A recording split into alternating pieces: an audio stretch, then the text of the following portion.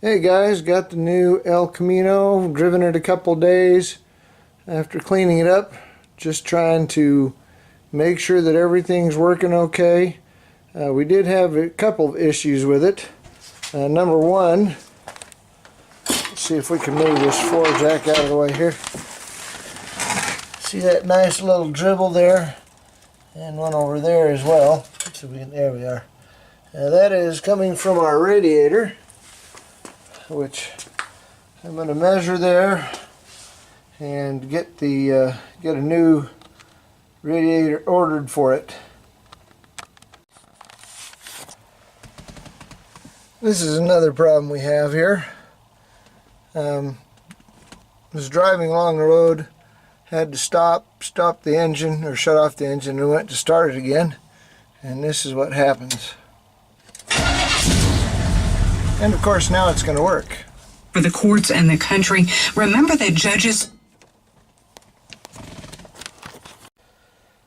Alright, so here's what I have found so far. We got gear shift.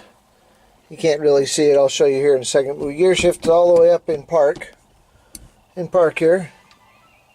But when we turn the key, nothing. However, take the gear shift and just move it back just a tad bit, then try it, and everything works fine. So I'm assuming it's some little bit of adjustment in this. Also, let's see if you can do it without the engine on. Okay, so there's the gear shifter, and if we bring it back out of park, okay, there we technically would be in neutral, but we're not even down to reverse. And then if we continue on down through drive and second, we'll go to second. However, we don't get down to first, but I can show you. I can grab this little indicator and shove it all the way down to first like it's supposed to, or back up here to neutral, and kind of almost anywhere in between. And what I found is, first let me put this in park here.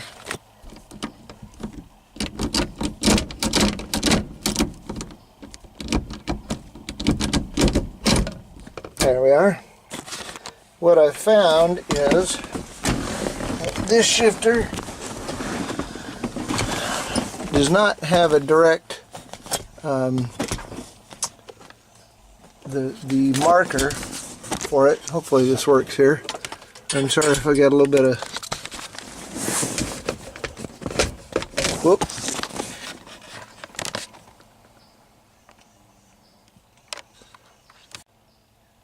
Alright, let's try this again here. So what I found is this nice little marker here is run by a separate cable that comes back. And the problem is, if you look really closely, let's try it from this side. If you look really closely at that, watch what happens when pressure is put on that cable. See the end of that come out right here? Unfortunately, it looks like the cable's been kind of, like the clamp itself has been broken off. We're going to see if we can fix that and either bring the rest of this up in here in this place, or see if we can rig some other type of clamp there. Anyway, I'll bring you back when we get going. And let's see what we've got here. Here is, if I can bring, okay, there's reverse, neutral, drive, second, and it kind of dies out down there, but there's reverse and park. And let's see, I don't think I've got the adjustment totally in, but yeah, there. So if we pull this back, anyway, so it is working. We'll call that a win. And we've got some troubles with that carburetor there, and we're going to see about taking it off. It runs okay at idle and kind of a slight throttle, but when you give it when you give it very much, it starts missing, and then anyway, I think we never have cleaned it out, and I know it sat for at least a couple years, so we're gonna take it apart and see where we get with it.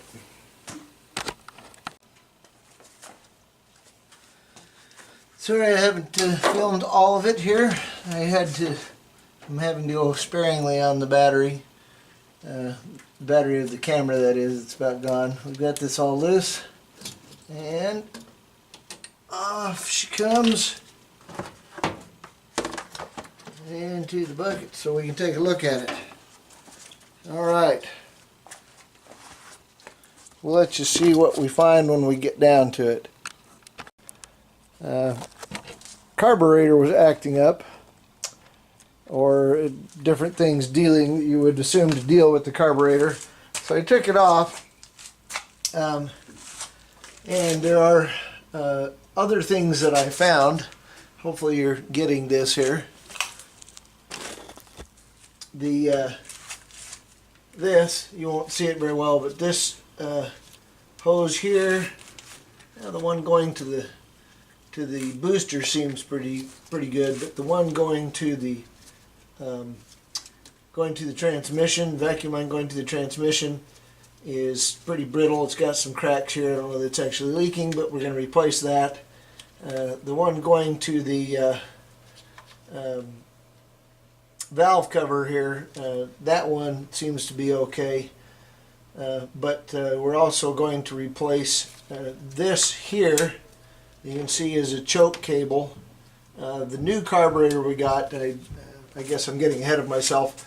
The carburetor that I bought, or that I took off of here, was actually somebody had been into before, and I'm concerned that things weren't right and that some of the parts were missing and things like that.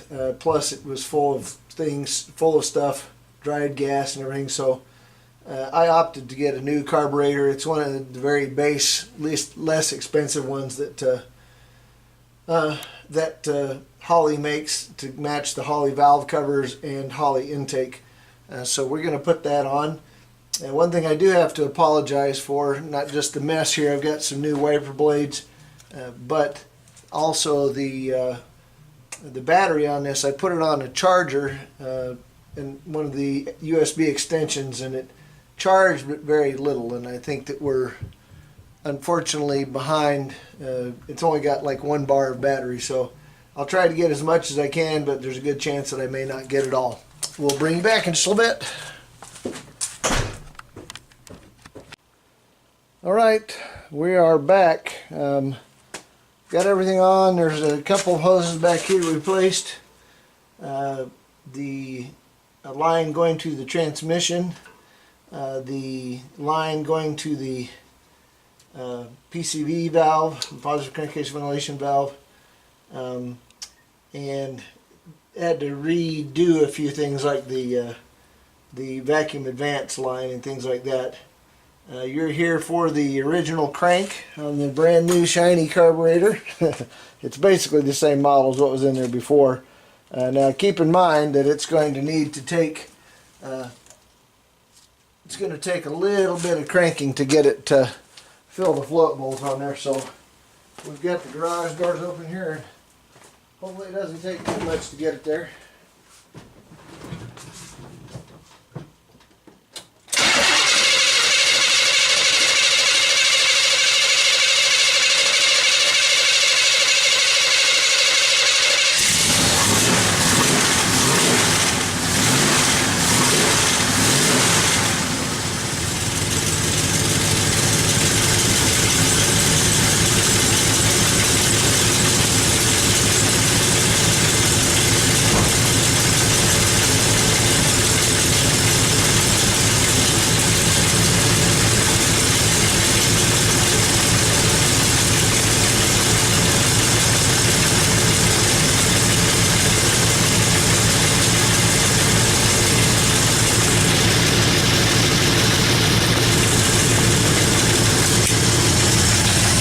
I don't know if you can hear me. The funny thing about this is that there's an exhaust leak on this manifold over here. And the back two bolts, I'm really not going to be able to show them to you, but the back two bolts here, on that, or the bolts on that back flange were not there. They were gone. And so I bought a set of bolts and put two on there. Unfortunately, the funny part about it is now there seems to be more of an exhaust leak there than there was before. Anyway, like I said, this engine is kind of for right now purposes. Eventually we're going to replace it. So we got one that I showed you in a previous video with fuel injection and everything on it, and that's what we're planning on doing.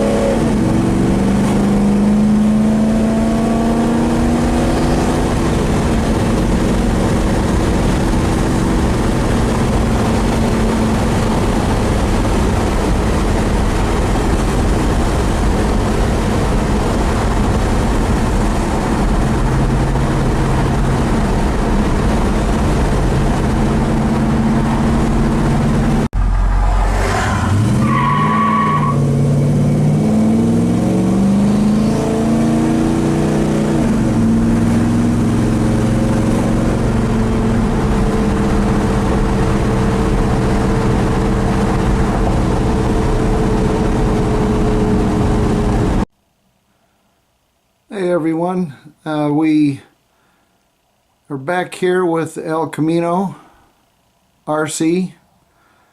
We have ongoing problems, I think, which you have with any old car.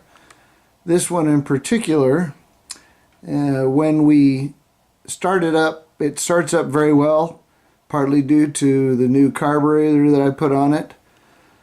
The engine still has some problems, and I showed you the engine that I plan on putting in here in a previous video when I didn't even actually have this yet, and I'll go over that when I install it. But right now we have problems because when we get it warm, all of a sudden the starter doesn't want to work. It's not the starter itself, because I can go under the hood and jump across the solenoid on the starter and it starts right up. But there's something in the wiring, I believe, and I don't know exactly where it is, but let me show you what I think it probably is or has something to do with. On most, sorry about the lighting in here, but on most Chevys or El Caminos of this year, they have, or started out with, the shift column shifter, which you can see right here, and normally they have an interlock switch which is on that, and that interlock switch then allows you to start the car when it's in neutral, or excuse me, yeah, park, neutral, and doesn't allow you to start it when it's in reverse or drive. And anyway, I'm thinking that it may be something with that. this column is loose. I can't grab it with one hand light and one hand on the camera, but it's loose, and so I don't know if that actually goes through a reverse switch down there, but I'm wondering if it goes through that, or if the Turbo 400 transmission on the bottom has an interlock switch on it that is maybe not working when it gets warm. Or, I can't believe this is it, but when something on the shifter, if there's maybe some type of switch on that shifter. Anyway, I'm going to dig into it a little bit, see if I can trace where the wires come back from the starter, and we'll see where we go from there. Alright, here's what we found. There's the starter wire, or the wire on the solenoid. I don't know how well we're going to be able to see it here. You may have to just take my word for it. This nice little electrical cable or conduit, flexible conduit, which runs up here, contains that wire, which comes up here and eventually goes into, through that little nice little butt connector there, into the purple wire, which, if you follow it over here, I believe this is the correct place. I know you once again can't see it, but it goes in on the connector down here on the firewall, right next to the brake booster, where your driver's left knee would sit. And I believe that that is the correct place, and it is a purple wire on the schematic. So let me take you underneath and show you what that does there.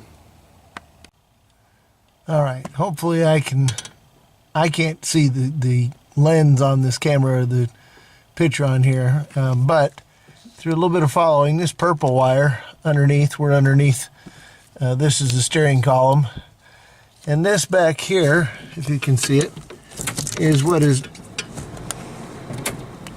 normally the safety or neutral safety switch. I don't know if you can see it, but there is nothing connected to it. You can see there's one of the connectors there. The two connectors that go to it are right here, and here, and you can see the jumpers coming out of those. Those jumpers go down back here and underneath here. And sorry about all the jumpy there. Come out over here. And yay, what we have on this lovely B&M shifter here. Well, I'm not doing very well at this. Lovely B&M shifter is right here. Is not just your safety interlock switch. Wish I could show you here. This switch right here is your neutral switch or backup switch that turns the backup lights on. This right here is that's the neutral safety switch, and if you can see it, you can just barely see it. See the little part of the metal that sticks out there that makes the switch so it knows it's in park, and you can operate the starter. If you pull it down out of park, I may have to, I don't know if I can do this one-handed once again with, okay, so here we are. So if I pull this, there, okay, now, if you see, that switch is right down in between those two valleys. We're in reverse right now, meaning that we wouldn't be able to try and start the car. Okay? Then, you guessed it, what's after reverse? Sorry about the light and the camera going everywhere. What's after reverse? If we pull it into, trying to do this, one hand is, yeah. Okay. Well,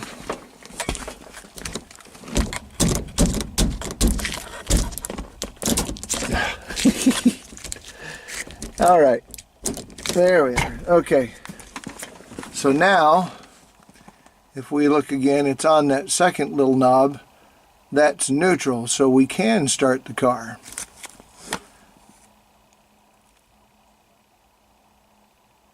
And then if we go into drive and anything past that, we can't operate the starter. And I didn't really show it. It might have been in one of the shots there. That switch on top, that's basically, if you look at the alignment, that's in between. That is for reverse, and that's because that's right in between park and neutral. So that is what operates reverse lights. I had to get underneath the car and adjust the linkage. There's not really adjustments here, although I did have to adjust this little stop lever there on top. I had to adjust that a little bit, do a little bit of bending to it so it'd be in the correct spot. But then I also had to adjust the underneath. There's an adjustment on not only the cable housing but the cable end itself, and we had to try and find a happy medium, and we're going to try and give that a run right now to see if we're in the right spot or not. Also, we might take a look at the little indicator here for the shift knob to see what that. It says that we're in drive right now, park, reverse, neutral, and we are actually in drive. So maybe we got really lucky. We're going to give it a try and see if we can. I don't know if we can film it. It's getting late at night, but we're going to see if that fixes it. So I'm going to make kind of an abrupt end to this, both this problem and this video. We were tracing wiring problems with the starter. And sometimes when the car would get warm, the key switch wouldn't work, and the car wouldn't start. Pretty much troubleshot it down to wiring, but the problem with it is that whenever the car was warm is when the problem was, and not only just warm but hot, and I couldn't get inside the engine compartment to troubleshoot things. Nor did I feel like it in the middle of the summer when I was probably sweating everywhere to get in there. So to solve the problem in the meantime, so that my wife can use it to do background work, which it needs to start sometimes for, I wired this switch. This is a momentary push-button switch that I had in stock, and we wired it directly, bypassed all of that, went directly from battery power to the solenoid on the starter. So all we have to do here is, let's see if I can get up here. All we have to do here is turn the key on. So we've got power there. And then we can use this button to start it.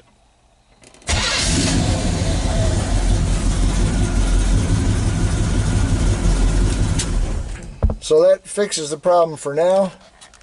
I don't really like to do things quite that. I'd like to fix the problem instead of just bypassing it. But for right now, until I can get time to take that wiring all out, or at least redo all the connections, and I'm probably going to also change the shifter out here.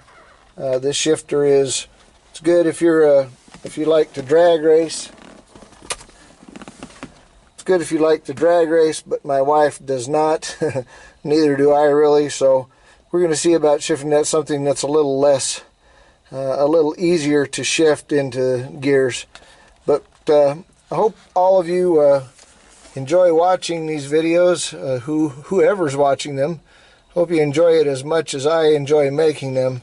We've got some other ones coming up. I've changed the wheels and tires on the El Camino, and process of doing that, and also having the suspension rebuilt, and we've got that coming up, plus working on the engine itself that I'm going to be transplanting in here. So I'm going to call it, and thank you for watching, If you want to subscribe, that would be great, and comment. There aren't too many of my videos, so I usually do try to make some type of look at all the comments on there. So we'll talk to you later. Bye.